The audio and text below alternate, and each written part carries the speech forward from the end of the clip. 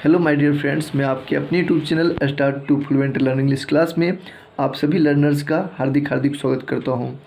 दोस्त, आज की क्लास में हम लोग पार्ट ऑफ स्पीच जो पिछले क्लास में हम लोगों ने जाना था उसी का आज हम लोग एक्सरसाइज देखने वाले हैं और उसके एक्सरसाइज को बेहतरीन ढंग से बनाने का प्रयास करेंगे।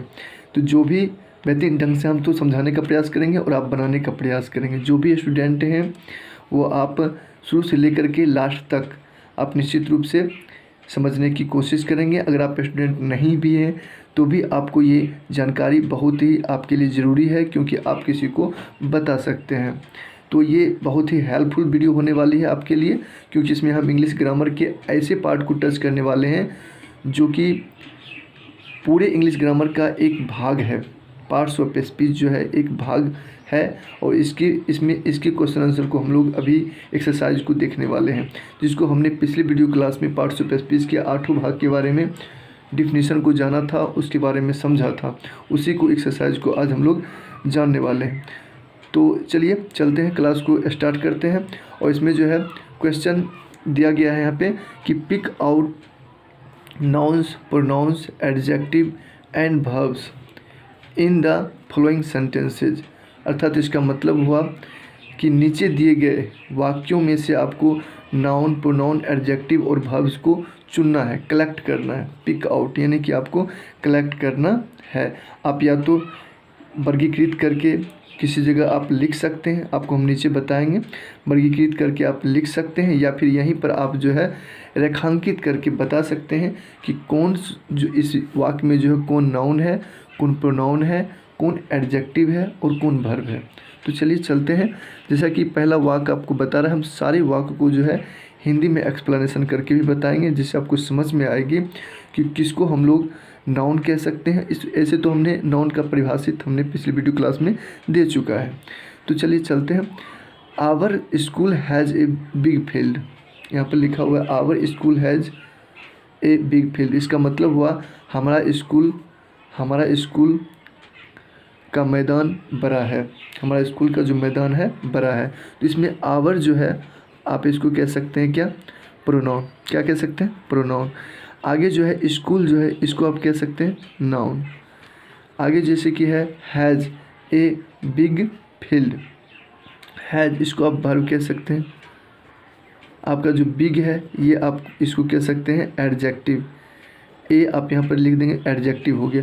इस प्रकार से रेखांकित करके भी हम इसको बता सकते हैं, और नीचे जो है हमने वर्गीकृत ढंग से बताया उस प्रकार से भी आप बता सकते हैं। जैसे कि फील्ड आप देख लें, फील्ड को आप क्या कह सकते हैं, वर्ब। तो इस प्रकार से आप समझ गए होंगे कि ये सारे प्रोनाउन, नाउन, वर्ब, एडजेक्टिव और वर्ब हमने किस प्रकार से यहाँ पर लिखा है। और आप डिफिनीशन जब आप देखेंगे तो आपको भी अच्छी तरह से समझ में आ जाएगी। अगर आप समझते हैं तो आप आसानी पूर्वक से इसको बनाने की कोशिश करें, जिससे आपको जो है कॉन्फिडेंस आएगी, आपको भी कॉन्फिडेंस इंग्लिश ग्रामर में बढ़ेगी कि हमसे भी ये सारी चीज़ें अब अच्छी तरह से हो पा रही है। अगर आप पहले भी बना चुके हैं तो भी आप बनाएं।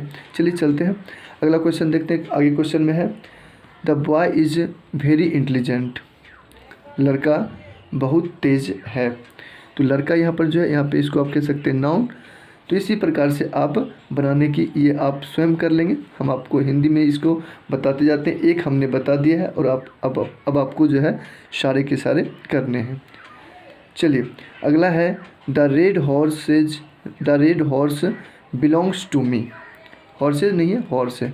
The red horse belongs to me, अर्थात लाल घोड़ा मेरा है या लाल घोड़ा मुझसे संबंधित है। ये भी आप हो सकता है, बिलोंग्स का मतलब होता है संबंधित। अगला जो है the school breaks up at 4, अर्थात स्कूल 4 बजे टूट जाता है या 4 बजे छुट्टी हो जाती है ना, उसी को ब्रेक्स अप बोला गया है। ब्रेक्स अप मतलब टूट जाना। अगला है क्लोज द विंडो, अर्थात खिड़की बंद करो, क्लोज द विंडो। ठीक, इसमें आप बताएंगे कौन सा नाउन, प्रोनाउन, एडजेक्टिव, वर्ब्स हैं। अगर जो नहीं भी है तो उसे आप स्किप करके आप बता सकते हैं कि कौन है, उसी को आप बताएंगे, जो है उसी को ना आप बताएंगे। चलिए आगे है your mother brought a good book, अर्थात तुम्हारी माँ एक अच्छी पुस्तक लाई। तो ब्राउट है। यहाँ पर जो भी वर्ड आप देख रहे हैं कोई ना कोई इसमें से होगा ही, नाउन, प्रोनाउन, एडजेक्टिव, वर्ब, आपको उसी को कलेक्ट करना है। आगे जो है he can help me with money, वह पैसे के साथ मेरी मदद कर सकता है। वह पैसे के साथ मेरी मदद कर सकता है। कैन मतलब होता है सकता। आगे है his father is a famous advocate, उनके पिताजी एक प्रसिद्ध अधिवक्ता हैं। अधिवक्ता या वकील, एडवोकेट अधिवक्ता। तो इस प्रकार से आप एडवोकेट जो हैं, फेमस हैं, ये सारे वर्ड में आप जान सकते हैं कि कौन सा वर्ड जो है नाउन, प्रोनाउन या एडजेक्टिव या वर्ब है। आपको कलेक्ट करके इस प्रकार से आपको लिखने भी है, नीचे भी हमने वर्गीकृत करके बताया है। चलिए आगे है there are 4 cows in the field, यानी 4 गायें मैदान में हैं।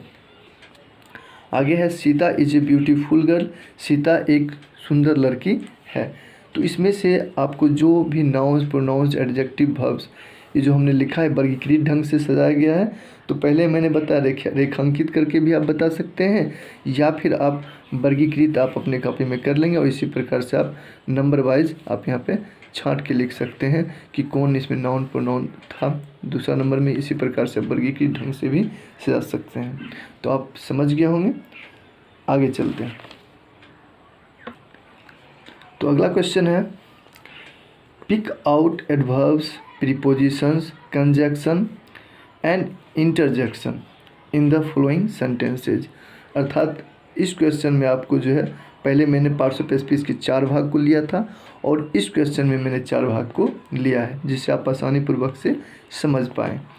तो इस वाक्य में आपको 4 भाग को ही रेखांकित करना है, समझना, इसको चुनना है। कौन कौन को चुनना है? तो एडवर्ब्स को चुनना है, प्रीपोजिशन को चुनना है, कंजक्शन को चुनना है और इंटरजेक्शन को चुनना है। जैसा कि मैंने आपको पिछले क्लास में एडवर्ब्स के बारे में, प्रीपोजिशन के बारे में, कंजक्शन के बारे में बता चुके हैं ना, कि प्रीपोजिशन वह शब्द होते हैं ना जो नाउन या प्रोनाउन के पहले आकर के उस नाउन या प्रोनाउन का संबंध वाक्य में दूसरे शब्दों से कराता है, तो उसको प्रीपोजिशन कहा जाता है। तो कुछ ऐसे वर्ड बताए हैं, आप उस क्लास में जाकर आप देख सकते हैं। एडवर्ब्स के बारे में हमने बताए, इंटरजेक्शन भी बताए, कंजक्शन एंड, बट, और, ये 3 जो होते हैं कंजक्शन होते हैं, जो कि शब्दों या वाक्यों को जोड़ने का काम करता है। तो ये आप निश्चित रूप से पिछले क्लास में जाकर समझ लें और उसके बाद जो है इस क्लास को देखें तो आप अच्छी तरह से जो है बना पाएंगे। चलते हैं। तो अगला इसमें क्वेश्चन है कि माई ब्रदर रीड्स केयरफुल्ली। इसमें आपको ढूंढना है कि कौन एडवर्ब्स है, प्रीपोजिशन है, कंजक्शन है और इंटरजेक्शन है। जैसा कि आप देख पा रहे हैं कि यह जो है इसका मतलब हुआ कि मेरे भाई ध्यानपूर्वक पढ़ता है। माई ब्रदर रीड्स केयरफुल्ली, मेरा भाई ध्यानपूर्वक पढ़ता है, ध्यान से पढ़ता है। तो इसमें हो जाएगा केयरफुली जो है ये एडवर्ब है। क्या है? एडवर्ब है, एडवर्ब। तो आप इसको एडवर्ब से रेखांकित करके लिख सकते हैं। और इसमें जो है और भी जो वर्ड हैं वो सारे के सारे जो है नाउन, प्रोनाउन इसमें से वर्ब में से है, लेकिन प्रीपोजिशन इसमें से नहीं है, ना ही कंजक्शन है, ना ही इंटरजेक्शन है। तो आप इसमें से किसी को भी और नहीं कह सकते हैं कुछ भी। तो इस प्रकार से मैंने पहला क्वेश्चन आपको बता दिया। अब आगे के क्वेश्चन को जो है आप खुद से बनाएं कि कौन इसमें से एडवर्ब से, प्रीपोजिशन है, इसको कलेक्ट करने हैं। इसी प्रकार से अगर नहीं हो तो आप स्किप करके छोड़ सकते हैं, जो भी होगा उसी को आप बताएंगे। आगे चलते हैं। क्वेश्चन है the boys stood up silently as the teacher came into the class. अर्थात टीचर के क्लास में आने से, यानी कि शिक्षक के क्लास में आने से लड़के चुपचाप खड़े हो गए। लड़के जो है चुपचाप खड़े हो गए। तो इस प्रकार से आप इसमें से बताएंगे कि कौन सा जो है एडवर्ब्स है, प्रीपोजिशन है, कंजक्शन है और कौन इंटरजेक्शन है, कंजंक्शन। ठीक, तो इस प्रकार से आप इसमें से आपको बताना है। आगे के नंबर में बताया जा रहा है यहाँ पे आई वॉक डेली, अर्थात मैं रोज़ चलता हूँ। गो टू बेड अर्ली, और जल्दी सो जाता हूँ। एंड ईट इन टाइम, और समय से खाता हूँ। तो ये इसमें आपको कौन सा एडवर्ब्स है, प्रीपोजिशन है, कंजंक्शन है, इंटरजेक्शन है, ये कलेक्ट करने हैं। तो आप रेखा खींच के भी बना सकते हैं या फिर आप वर्गीकृत करके भी बना सकते हैं। आगे है father is not at home, यानी कि पिताजी घर पर नहीं हैं।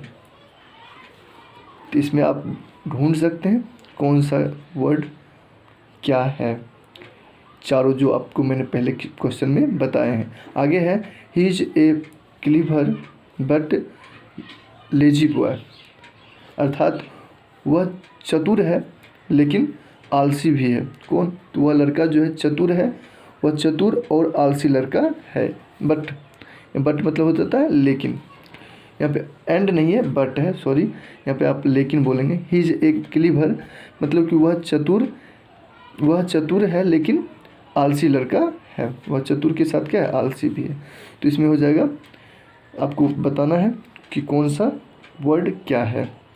ओह व्हाट अ ब्यूटीफुल रोज, अर्थात ओह क्या गुलाब का फूल, ओह क्या गुलाब का सुंदर फूल है।